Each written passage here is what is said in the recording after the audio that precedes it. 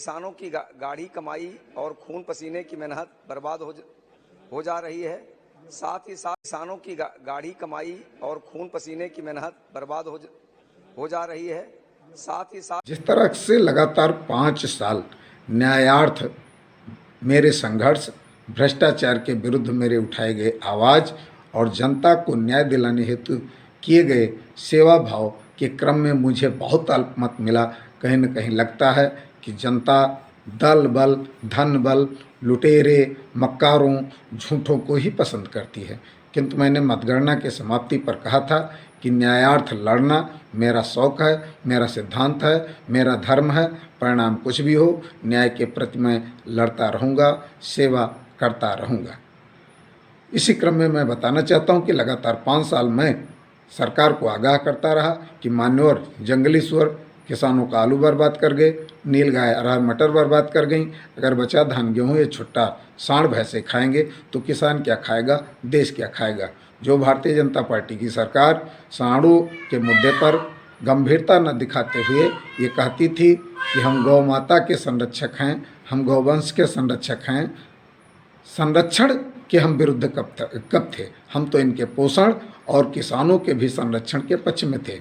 अंततः विधानसभा चुनाव में मोदी जी ने भी छुट्टा जानवरों को एक बड़ी समस्या माना और आज बस्ती जनपद के सांसद हरीश द्विवेदी ने भी इस मुद्दे को सदन में उठाया।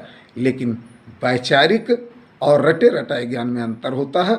आप लोगों ने देखा होगा कि एक पन्ना पढ़ते हुए वो भाषण दे रहे हैं और जिसमें किसानों के खून पसीने की गाढ़ी कमाई की फसल बर्बाद होने की जगह वो खून पसीने की मेहनत बर्बाद होने की बात कर रहे हैं।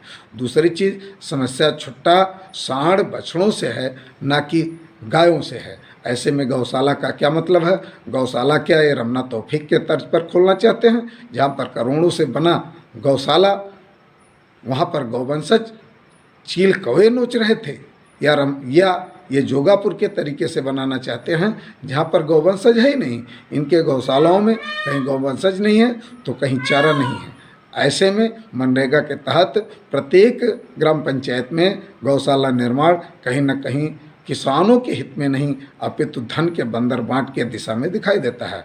माननीय सांसद जी, माननीय योगी जी, माननीय मोदी जी, आप लोगों से निवेदन है कि यदि किसानों को लेकर के आप वास्तव में गंभीर हैं तो आप सांडशाला बनाइए और सांडों के चारे की व्यवस्था कीजिए, तब किसान और गौवंशज दोनों सुरक्षित संरक्षित होंगे।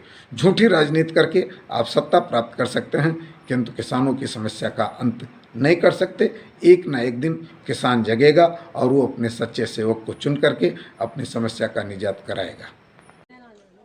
सभापति जी, मैं आपका ध्यान अपने संसदीय क्षेत्र बस्ती सहित संपूर्ण उत्तर प्रदेश में छुट्टा पशुओं से होने वाली समस्याओं की ओर दिलाना चाहूँगा।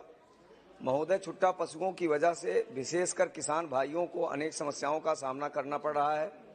ऐसे पशु मेरे संसदीय क्षेत्र बस्ती के ग्रामीण क्षेत्रों में किसान भाइयों की खड़ी फसलों को व्यापक नुकसान पहुंचा रहे हैं, जिससे किसानों की गाढ़ी कमाई और खून पसीने की मेहनत बर्बाद हो जा रही है।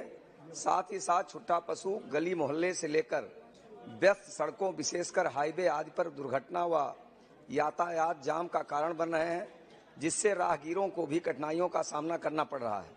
अतः उपरोक्त समस्या की गंभीरता को देखते हुए मैं आपके माध्यम से सरकार से यह मांग करता हूं कि मनरेगा निधि के अंतर्गत प्रत्येक गांव में गौशालाओं का निर्माण कर उनमें छुट्टा पशुओं के रहने की व्यवस्था सुनिश्चित की जाए, जिससे किसानों के फसलों का नुकसान होने से बचाया जा सके।